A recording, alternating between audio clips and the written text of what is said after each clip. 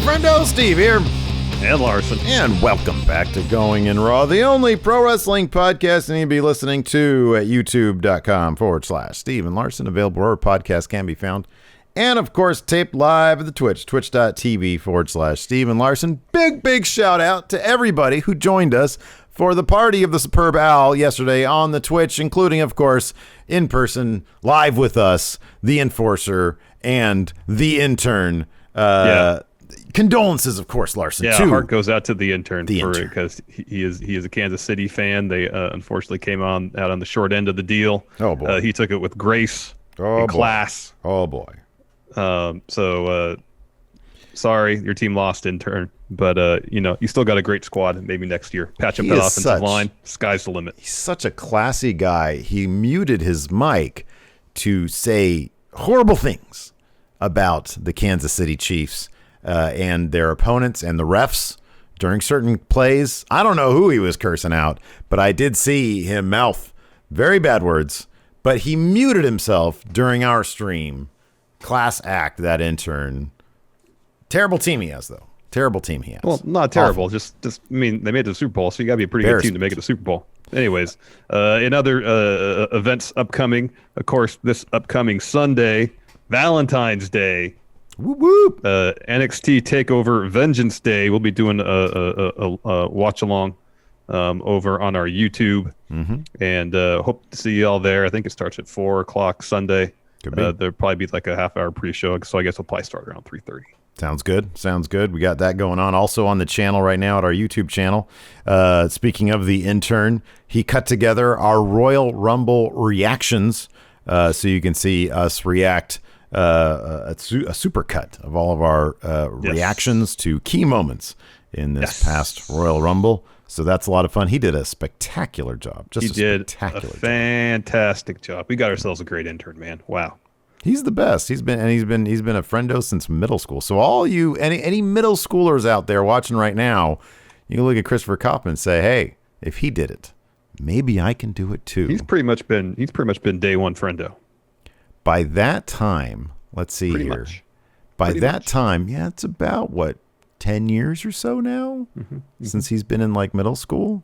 So we would be in our early 50s if a middle schooler that's watching us now became an intern for us in 10 years.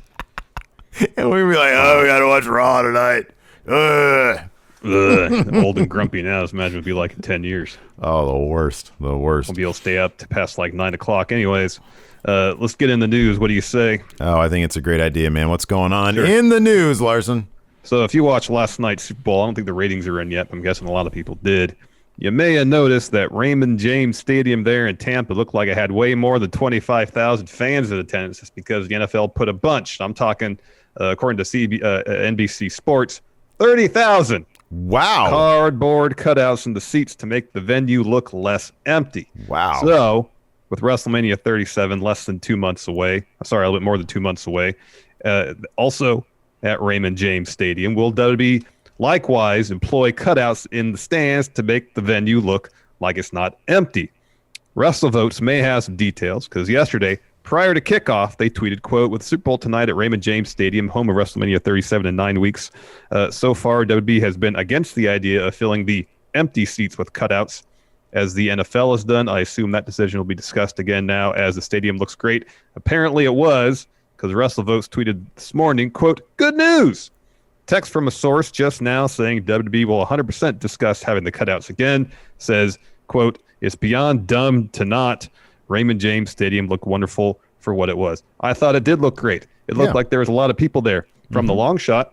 And they said during the game it was like $100 to get your cutout in the stand, right? I think that was the case, yeah. WWE, they sell cardboard cutout ringsider packages, $500 to be on the hard cam at WrestleMania, and you don't even have to go to the show. How about this? Listen to this. This is good. So $500. A couple of guys like us who are pretty frugal. What if we did this? Instead of you or I, we either do some weird Rawgate mutant of both of us, or we spend $500 to send Rawgate Mutant himself to the Super Bowl at hard cam I'd WrestleMania pony up 37. $250 for each of us. I'd do that. I'd Yeah, put for that, Rawgate Mutant to be there. put some company money into that. That'd be Yeah. awesome. With a Friendo Club shirt on. Or maybe even better, Space Enforcer. Send the Space Enforcer. Send the Space Enforcer. That's a good idea too. And like a bag of Del Taco. He's holding like a bag of Del Taco. That would be amazing. That'd be great. We got a lot of good options. We got a lot of options. So many options. If nothing else, they should do it because it's an opportunity for them to recoup some of the costs they would spend on WrestleMania. Money, they money, can make money. some decent money if they Absolutely sell them for less than $100. Oh, 100%. It also helps the venue from looking so empty. You know, but I'm sure by April they were hoping maybe to have at least 25,000 fans, if not more. Who knows? Yeah. Oh, yeah. Nonetheless, it would probably be wise to get the cardboard cutouts in there. If nothing else, there's actually something filling the seats. You know, to keep people socially distanced. They're all gonna look like McConaughey in that commercial yesterday. Oh yeah, all flat. Yeah, in the Doritos 3D commercial. Pre Doritos 3D. Yeah. Yes. He looks so flat. Man. He really should have got himself out of that vending machine before indulging in some Doritos 3D. Not the sharpest tool in the shed, man. I guess maybe he didn't know that was one of the side effects of eating Doritos 3D. Who would know that? I wouldn't know that. Anyways, you know who does know something? Rocky Romero. He's talking about the AEW New Japan crossover. He was recently a guest on the Wrestling Perspective and spoke about how the Kenta versus Mox thing led to AEW and New Japan forging a bit of a working relationship. These transcripts come to you via our friends over at Fightful. He said this: the idea of the whole thing, it really goes down to Kenta and Moxley and how Moxley is basically the centerpiece of all this. He really is. As much as you want to say Kenny Omega is, but I really feel like Mox is because Impact, even coming to AEW, was to work with Moxley. Obviously, alongside Kenny.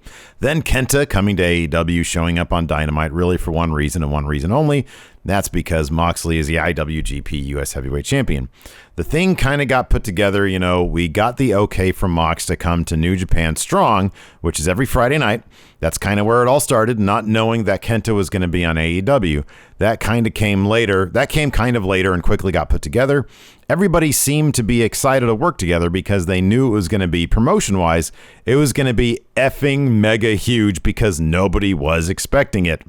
Rocky Romero also noted that the relationship between New Japan and AEW hasn't been a good one due to the departure of the Elite. And Rocky noted that Omega and the Good Brothers did not receive, this is shocking, Larson, this is crazy, they did not receive New Japan's blessing before donning their Bullet Club gear at Impact's Hard to Kill, saying, and again, these transcripts are from Fightful, they did not get the okay to do that. They did not. It was a little strange for a second. I think it's okay now, but it was kind of out of left field. I think everyone was just a little taken aback for a second. But I mean, either way, I'm sure it was good for Bullet Club t-shirt sales. So I mean, it all worked out in the end. Larson, end quote. I don't know the legalities of all that. I would have thought that would have been a huge no-no. Like, you would have thought Impact would be like, wait a second. But again, I don't know the legalities of it, so... Yeah, I don't know. I mean, I guess I would assume that New Japan has trademarked the Bullet Club logo.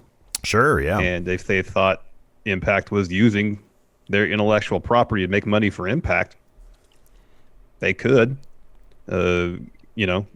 issue cease and desist, file lawsuits potentially. Like, the only precedent I can kind of think of is,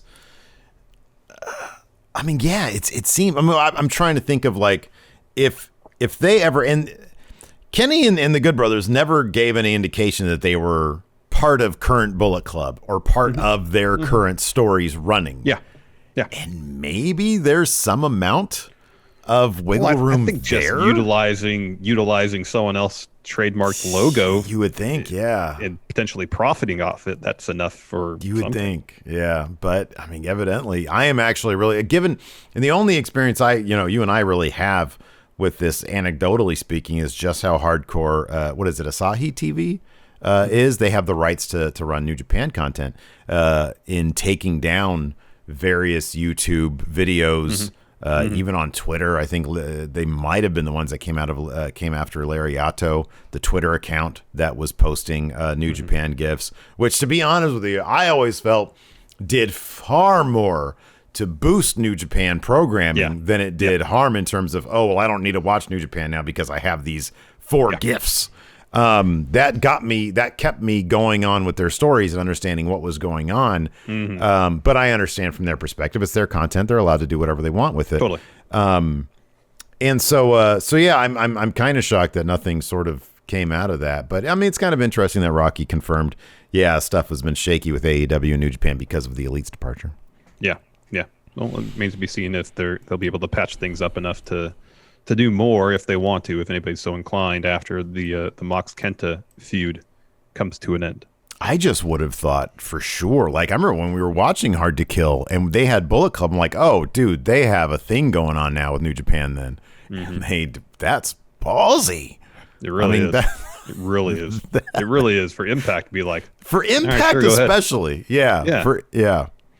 Yeah. Because at the end of the day, I think whatever legal things might happen, it's probably going to fall, or at least primarily fall on Impact's shoulders. Because they're airing a pay-per-view that has performers wearing a logo that's someone else's IP. Yeah. That's pretty crazy. That's pretty crazy stuff. Pretty crazy. Yeah. It is pretty crazy. All right. Before we continue, here's a word from the sponsor of today's show, Raycon. Hey, Larson. Yeah. Doesn't it seem like we're both constantly staring at screens, whether it's getting work done on our computers or keeping up with the latest goings-on our phones? Unplugging from the world is nearly impossible. True, Steve, but I'll tell you, when I'm looking to rest these eyes of mine but still get the content that I need, I put in my Raycon wireless earbuds and catch up on some podcasts or listen to an audiobook or blast the freshest jams to help fuel my workout. Yeah, man. I wear my Raycons when I'm out running, getting my wind sprint on. And I can tell you, these Raycons are built to perform anywhere and anytime. With water and sweat resistant construction, they feature seamless Bluetooth pairing and offer up enough battery life for 6 hours of playtime. And Raycon makes awesome audio accessible to everyone with wireless earbuds starting at half the price of other premium audio brands. And they come in a wide range of colorways and always have a comfortable in-ear fit for a more discreet look. And right now, Raycon's offering 15% off all their products to Going In Raw listeners. And here's what you got to do to get it. Go to buyraycon.com/raw. That's it. You'll get 15% off your entire Raycon order, so feel free to grab a pair and a spare.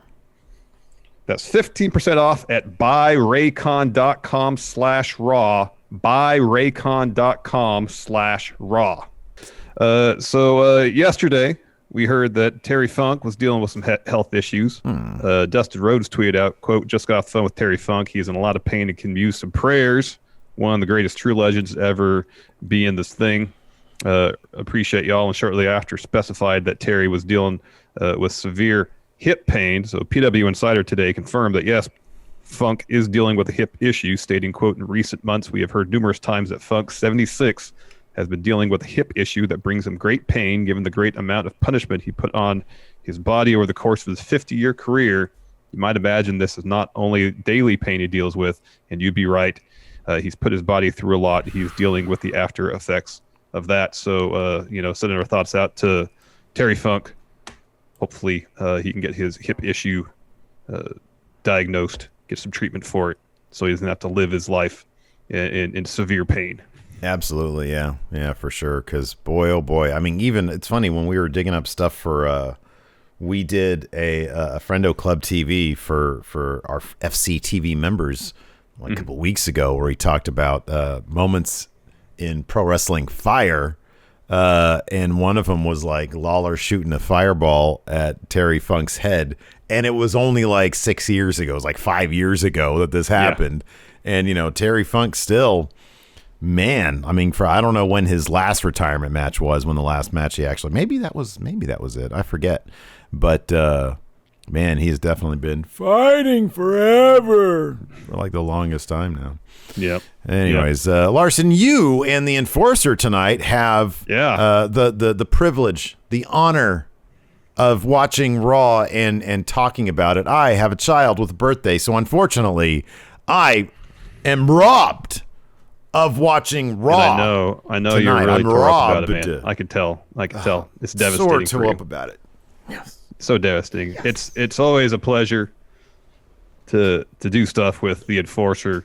The whole He makes everything better. He does. Not that much looking forward to watching the Raw, but I really enjoyed chatting up the Enforcer, so that'll be fun. So yes, we'll be streaming here on Twitch about 8 p.m. Pacific with a Raw recap. Hope to see you all there. But before then, we have a Raw preview. So I'm gonna skip ahead to the second thing here because I kind of feel like what the hell? Really? Again? Yeah, so here I'll go in order here. So Drew McIntyre to address Sheamus on Raw. That makes all the sense in the world. But next, it also says here Drew McIntyre and Randy Orton set for Monday Night Showdown. Haven't we seen these two dudes wrestle enough over the last 365 days? So I got some secret info about that. In Randy Orton's his latest contract, he said, "I'm only gonna wrestle two people, Drew McIntyre and Edge, and that's it. Nobody else." Nobody else. Well, that's factually not true. That's I'm sure he's going to wrestle The Fiend here coming up pretty soon. It's not in his contract. He might add it. Plans do change. Contracts change, Larson. No, I've totally just made that up. But it kind of feels like that, doesn't it? Kind of feels like that. It's like The Fiend, McIntyre, and Edge are like the only guys that he's allowed to wrestle these days. Seems like it. And lastly here, Charlotte Flair and Lacey Evans will come face-to-face on Raw. I believe they're going to have a match. And then Drew McIntyre, you mentioned he's going to talk to Sheamus tonight too. Yeah, so a busy night for Drew. Oh boy, none of this seems like I would be so bummed out if I had to watch Raw tonight. There's surprises. It's the damper of a show. Just do this. Just cut it down to 2 hours. And, get Vince out of the building before you write things. Just do those two things. Both be a pretty massive start. God, head in the right direction. 2 hour Raw would be great, man. It could. It'd be better. It'd be better. It'd be better. Because you imagine at the 6 o'clock hour, understanding that you only have an hour left. But at the 6 o'clock hour, you still have a long feature film left. Yeah, no. And even if the second hour is the final hour, even Miz TV kicks off that second hour, like, all right, well, I know there's not a whole other hour that'll just drag on after this Miz TV segment drags on for 20 minutes. And again, look, man, I love AEW. I love NXT. I love SmackDown. I've been loving NXT UK. I love everything else. Raw is the one thing in my life. Like, I just really wish I had one of those clones. And it could be like one of the stupid clones, like in Multiplicity, like the last clone that he makes, The one that really like pizza, yeah. Yeah. I mean, half the time you wouldn't really notice the difference between me and that guy anyways. Probably not. You want to answer some questions? Yeah, dude, let's do that. We've been talking for 15 minutes about wrestling. Let's answer some questions. Sure. Patrick Sparks, what superstar that's held the NXT titles had the worst run with them? He's talking all NXT champions, men's, women's, tag champs. Which NXT champion or champions had the worst run with their respective title? Okay, so there's probably a lot of good answers here. Like, didn't the Ascension went like a year without like any real good opponents? The tag division was crap then. But I wasn't really watching all that much. I mean, if you want the least powered up person to have ever held an NXT title, it's easy. It's Leon Ruff. Because there was never really an idea that this guy could beat much of anybody without some special circumstances. That's true, but like his run was so short, and while it wasn't impactful, it was not boring. No, it was a fun. I love Leon Ruff. I'm just saying, like, in terms of like some of the weaker people to have held them compared to like the people around them, it was a fluke win. Go ahead. Here's the answer, and it's not really completely his own fault. It's Karrion Kross because he got hurt in the match where he won the title.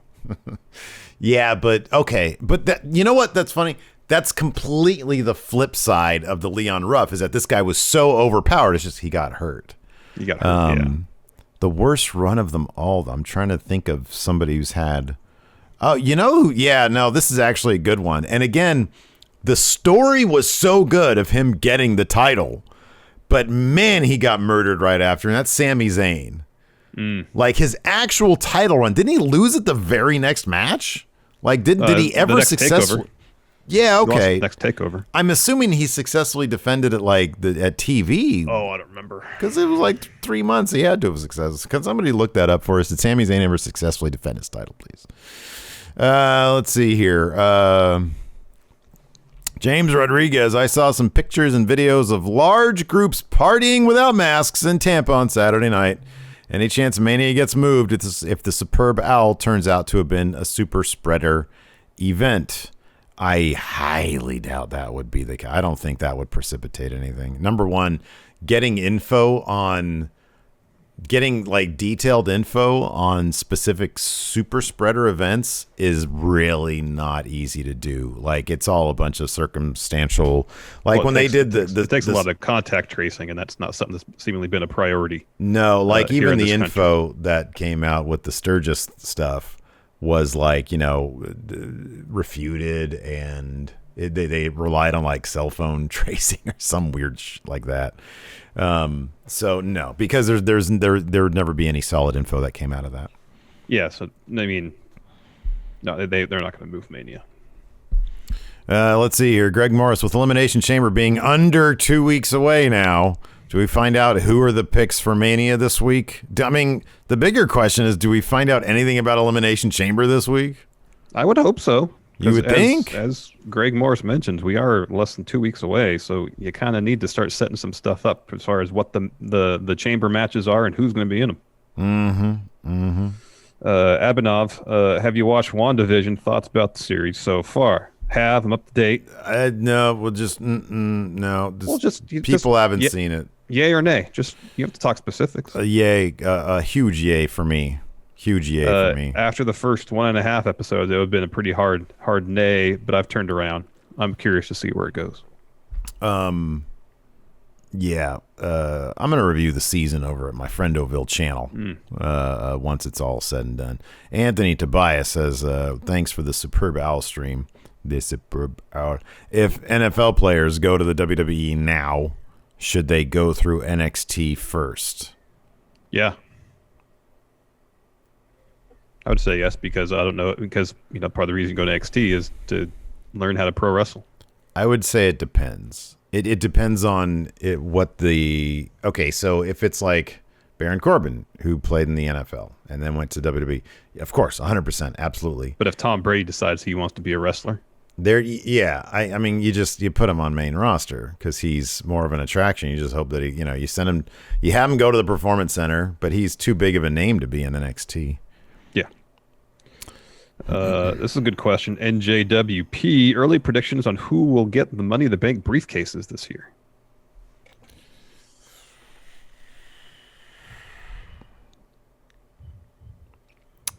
Oh boy, oh boy.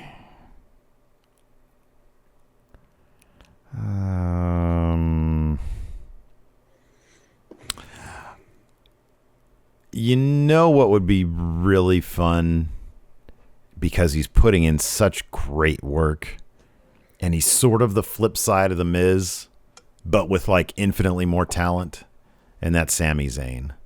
I think with Sami Zayn, the way he has been booked lately would be the perfect Money in the Bank champion if for example, Edge were to win that title off Roman. You would need, he wouldn't be able to cash in until there was a face champion for him to cash in on. Yeah. Although he might be down the road of he's doing such great work as a heel that if there were fans around, they would start to come around to him and they'd have to turn him to like tweener. Entirely possible. Bailey, I think her current character is kind of perfect for Money in the Bank. I know she's won it before and cashed it in before, but and if Sonya Deville ever starts wrestling again, that's a good choice. Those she'd are really be high on my list as well. Two really good choices. Sonya Deville would be absolutely perfect. Alex Foster, what companies should WWE partner with? Alex says WCW. The new WCW, the relaunch? The new one? Yeah, that's happening any day now, right? When is that? Oh, October, I think. It was supposed to be October. I think, yes. What company should WWE partner with? Yes. Anything. Any all the above. All of them. Noah. The above. CMLL. DDT Pro, number one on the list. Heck yes. Yeah. Nick, With New Japan and AEW working together now, should WWE consider allowing NXT titles to be defended at WrestleMania to help boost NXT ratings and get more exposure? Yes, absolutely. They should 100% do that. Finn versus Walter. I feel like the NXT Men and Women's Championship should both be defended at WrestleMania. You mentioned Finn versus Walter, title for title. Make that match happen. Io versus Kaylee Ray. Mm-hmm. That'd be good too. Mr. Biff Top Johnny, the Super Bowl had cardboard cutouts as their fans. What is a very WWE version of this they could use at WrestleMania? They'd have cardboard cutouts of legends. They would have all their backstock. They used to have cardboard cutouts in WWE shop. Yeah, right. Don't know if they still do, but all the backstock they have of that would be the cutouts. So it'd kind of be on We Book Raw where Sasha is wrestling Bianca, and in the crowd there's like 5 dozen. Well, the best was in the crowd, Baron Corbin. Yes. Yes. Boy, that was top moment. That's what got the intern to do, is start compiling top moments from oh, that'd be great. Get some compilations of that stuff. Let's see here. The Wild Dude, who's an NXT star you think should have won a title while they were in NXT but didn't, and what title?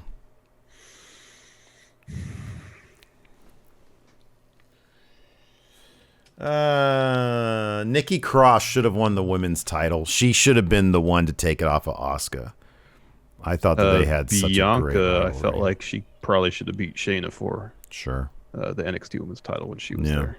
Yeah, I thought that was that would have made a ton of sense. Yeah, those are good answers.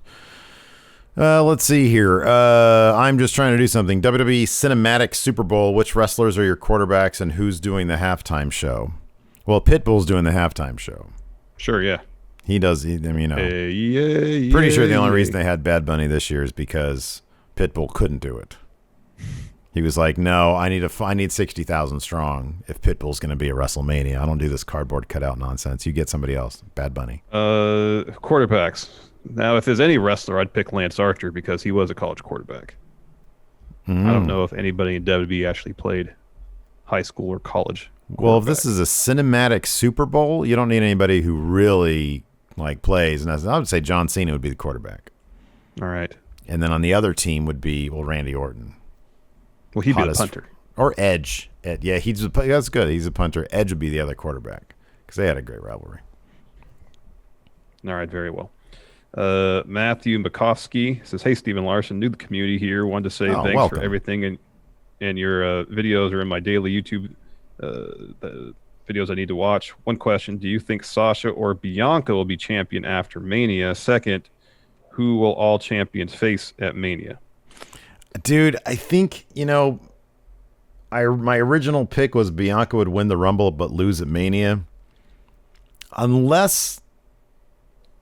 I don't see a way she doesn't win at Mania. I just don't see it. I think Bianca has to walk out of Mania as champion now. And because you feel that way, is it more or less likely that she'll actually challenge Sasha?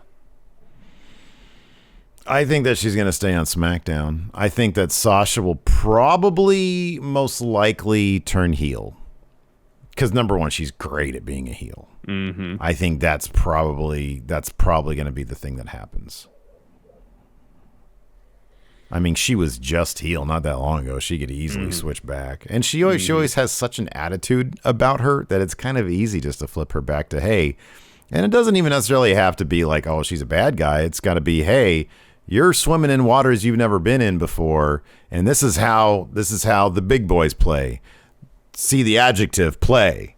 And she would, beat the shit out of Bianca with chairs and stuff or whatever bad guys do. But she's like, hey, this is my title. You're not taking it off me. Yeah, yeah. But then she does. Wolverine, 1591. What should be R-Truth's gimmick when they could no longer use the comedic one for him? Oh, his gimmick now has, legs forever. He could do this forever. Forever and ever. But I do... because he's that darn good. I do think that he needs the WrestleMania moment of beating John Cena. That would pop 60,000 people or 80,000. If they go to Dallas, 100,000 people, whatever they're going to kayfabe the number. Mm-hmm. That would destroy that roof. Dome, whatever it is. It's partial dome. I don't think it's a full dome. There you go. In Dallas. Gareth, the GOAT in professional sports is typically based on number of rings or championship wins. Let's take title wins out of the picture. Who is the GOAT of professional wrestling? Who is the greatest of all time? So I saw somebody today make the claim that it would be John Cena because of championships and et cetera, et cetera. And I don't think you got to take titles out of it. You have to take titles out of it. Yeah, no, yeah.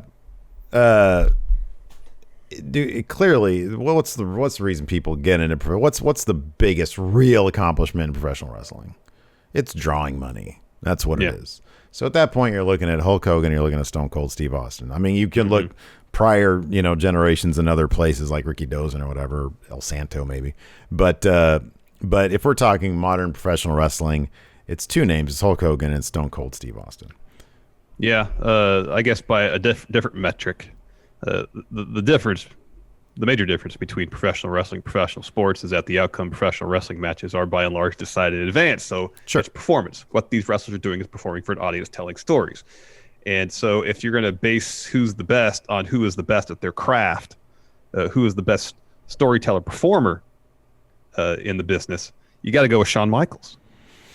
Best in-ring performer easily of his day, maybe ever. Shawn Michaels. There you go. Shawn Michaels. Dalen Dula says, you've been bitten by a radioactive spider.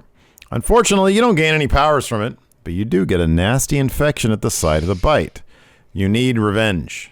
I avenge thee, but are in no condition to fight. What wrestler do you ask to track down and fight the spider on your behalf? Clearly, Larson, the answer is Daniel Bryan in his mech suit. Flesh mech Daniel Bryan. He has proven that tells me Daniel Bryan would not be the type to go and squash that spider. He put it in a napkin and place it back outside, though. You see him squash that poor indie wrestler who didn't know how to throw an elbow? Yeah. I think he'd be okay with a spider. I'm gonna say Rhea Ripley because during her entrance at the top of the ramp, she does that giant stomp. Great answer. Awesome. Oh, that's a good one too. Mr. Sinister here in our chat says Leo Rush. He was dressed as Spider-Man in AAA. It's true. Yeah. True. Eric Rowan with the spider, but Eric Rowan kept the spider. He had it in a box. He likes spider. He's not the one that smashed it. He likes spider. He likes spiders. We got some stuff here in Twitch going on. Milkman Leche with a sub says, going in raw. Love you guys and the Friendos, best wrestling community around. Thank you so much. Thank you very much. What Floor says 5 years ago today, Daniel Bryan announced his retirement for medical reasons. My goodness gracious. All sorts of history being made today. Yeah.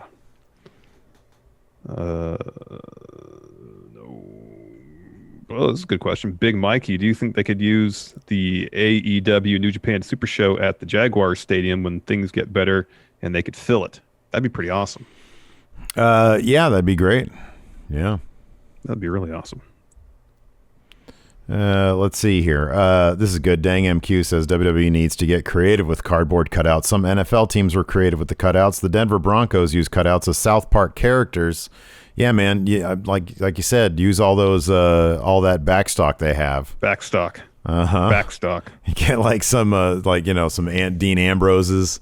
Get some guys who left for other. Get Neville in there. Get some Miro ones. Get some Rusev Day ones. Get some Aiden. You have like Lana, Rusev, and Aiden English all sitting next to each other with a bucket of popcorn. Great. That's good. Dabbing with Dan, I won't be around for any of the streams tomorrow because it's my birthday, friendos. Thanks for all the good times you guys have given me over the past 5 years. Well, early happy birthday to you. Happy birthday to Dabbing with Dan. All right. Here we go. Highlander Toby says, is Drew versus Randy the more modern Randy versus Cena? It seems like it, and they're trying to fast track that, so it's like they wrestle basically every other week. It's definitely the 2020-2021 version of Randy versus although 2020 was like partially Orton versus Edge and then Orton versus McIntyre were like the two big things. Yeah. Well, there's that spell after Randy cashed in a Daniel Bryan where Randy and Cena wrestled at like every pay-per-view for the second half of that year. Yeah, right, yeah. Seemingly. Kirsten with the sub saying, hallelujah. It's been 11 months. 11 months for Kirsten. Almost a full year. Gary MacArthur, did Vince think Bad Bunny was the rabbit that used to hang with Adam Rose? He says, and now I'm in a bad mood due to the Casey Catanzaro stuff. Yeah. She's getting enough of that Twitter heat. She's getting a lot of that Twitter heat right now, man. You think she's regretting the casino action there, dude? Who knows, right? Who knows? One could hope, but who knows? Who knows? One could hope. Who knows? Oh man. Alex C. They should make the cutouts reversible between happy and sad, like many faces. Yeah, that's faces. Good. Yeah, that's one of the like He-Man that I really need to get to is the New Day Many Faces. Didn't they do one with it had all three of the New Day faces on it? Yeah. I gotta get that, man. To hang out with my the hell? It's my Triple H one. Why is he facing the donut? Who moved my Triple H? That's weird. There